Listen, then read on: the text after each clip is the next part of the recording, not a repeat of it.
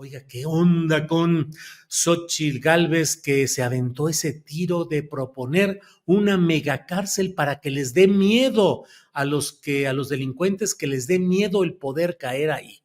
Bueno, varias cosas. Uno, pues pareciera que la señora Xóchitl Gálvez no sabe de que hoy, como diría aquel, hoy, las cárceles mexicanas, muchas, no sé si todas, la gran mayoría, son para dar miedo, controladas por bandas internas.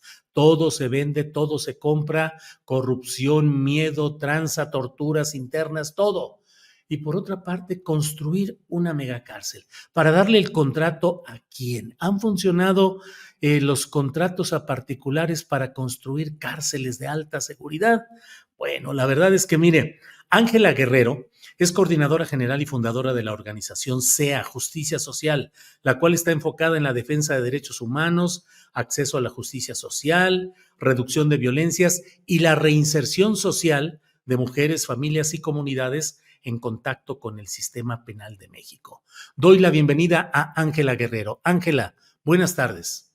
Hola, ¿qué tal, Julio? Qué gusto estar en este espacio contigo y tu auditorio. Muchas gracias. Al contrario, Ángela, gracias de que estés con nosotros. Ángela, ¿qué opinas en lo general y luego en lo particular de esta propuesta de Xóchitl Gálvez de construir una megacárcel que le dé miedo a los delincuentes el caer ahí? Ángela. Pues mira, Julio, empezar diciendo que justo cuando son tiempos electorales, ¿no? Y tiempos de campaña, vemos una cantidad impresionante de propuestas que ya quisiéramos ver en otros momentos del sexenio, ¿no?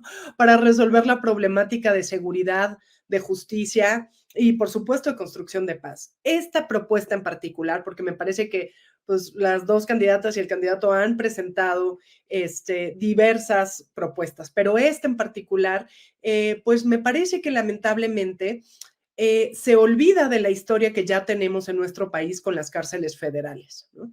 Más allá de hablar de una cárcel que dé miedo, porque lo que vemos y observamos es que la gran mayoría de los estudios, la gran mayoría de la evidencia, específicamente en Estados Unidos, pero también aquí en México, nos muestra que mayores penas con mano dura, ¿no? Mayores cárceles nunca han estado relacionadas directamente con la reducción de algún tipo de delito o la reducción de violencia o con mayor seguridad. Por el contrario, lo que muestran es que eso mismo, esas mismas medidas, en algunos casos incluso ha aumentado el número de delitos que justamente buscabas prevenir.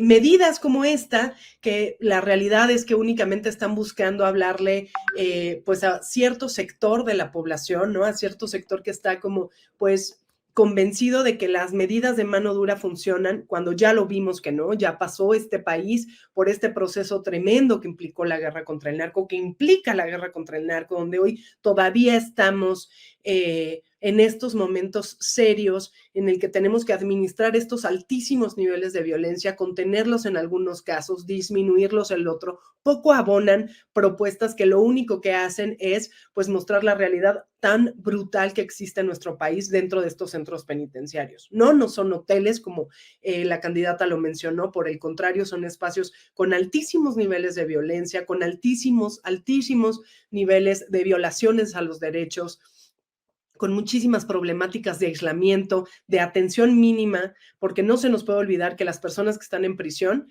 pues el 40% están en prisión preventiva, no tienen una sentencia. Y en su totalidad tienen derechos, les guste o no les guste, los derechos no están a consulta, tienen derechos. Y estos espacios que ya los probamos, ya tenemos estos centros de máxima seguridad en nuestro país, hay 8 de ellos que son en un esquema público-privado, poco han abonado a disminuir la seguridad de nuestro país y mucho han logrado que se aumente la crisis de derechos humanos que existe dentro de estos propios espacios. Un ejemplo de ellos es el Centro Penitenciario 16, ya lo sabemos, esta gran cárcel de máxima seguridad para mujeres que es una tras otra, ¿no? Lo que observamos ahí es que si no hay una intoxicación masiva de las mujeres, lo que sigue es una cantidad de suicidios bestial con un nivel de aislamiento enorme que no ha logrado ese supuesto de que van a disminuir o les va a dar miedo. Créanme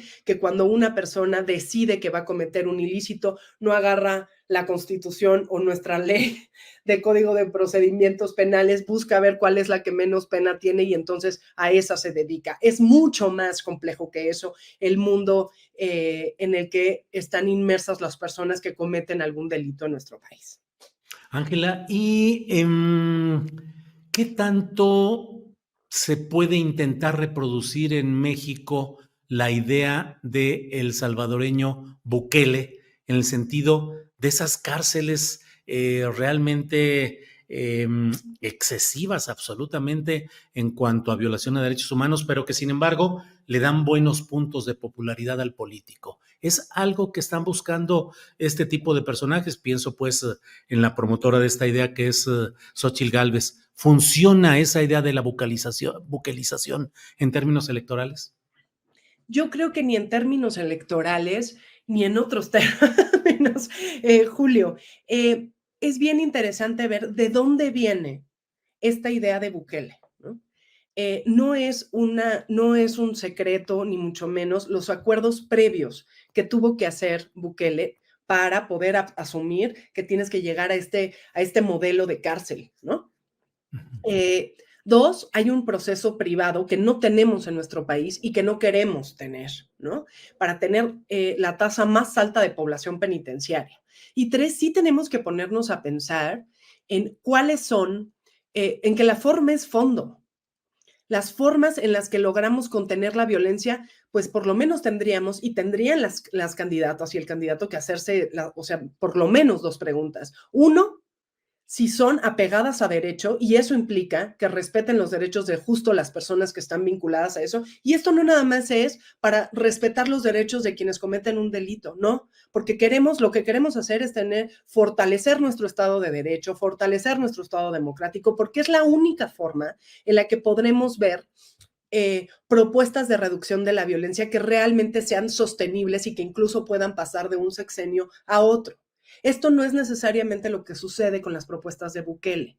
Hay allá una problemática muy particular en términos del crimen organizado, muy focalizada, que no tenemos en nuestro país y que no nos alcanzaría incluso pensar en un solo centro penitenciario, ¿me explico? Y que además ya pasamos por ahí. Tenemos 8 centros público-privados que responden a esas medidas que en algún punto creyeron que en El Salvador van a funcionar. ¿De qué se sostiene el acuerdo para lograr la reducción de la violencia y a costa de qué? Cuando siempre dicen, pues es que por lo menos lo logró y disminuyó el número, ¿a costa de quiénes? ¿Y cómo? ¿Cuántas personas que están dentro de las cárceles en El Salvador ya fueron sentenciadas?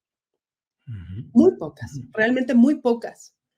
No sabemos ni siquiera en qué condiciones se encuentran. No queremos un Estado que tenga unas cárceles así, porque al final lo que sucede adentro de la cárcel es reflejo de lo que está pasando afuera. Y en este país, bien o mal, hablamos de otro tipo de retos a nivel institucional. Y que Sí. poco nos dejan, ¿eh? Poco nos deja estas propuestas tan simplificadas donde dices, pues sí, lo que dice Bukele es lo que funciona en un contexto muy particular de Centroamérica y con muchos costos que ni siquiera hemos podido medir. ¿Por qué? Porque es el oscurantismo absoluto.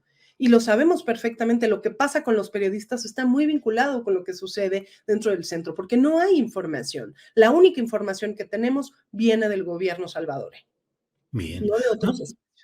claro. Ángela, te agradecemos mucho el poder platicar y dar un repaso a estos temas.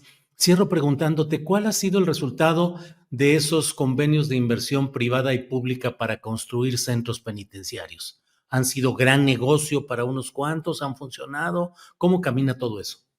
Pues han sido graves, Julio. Al final, si recordamos, incluso el presidente Andrés Manuel López Obrador trató de eliminar esos contratos porque no resolvían las problemáticas de los centros penitenciarios, resultaba muy caro para el gobierno, no respetaban los derechos humanos y lo que tuvimos fue una renegociación de estos contratos que inició Felipe Calderón, donde al final lo que tenemos es traslados masivos por parte del gobierno actual a esos centros.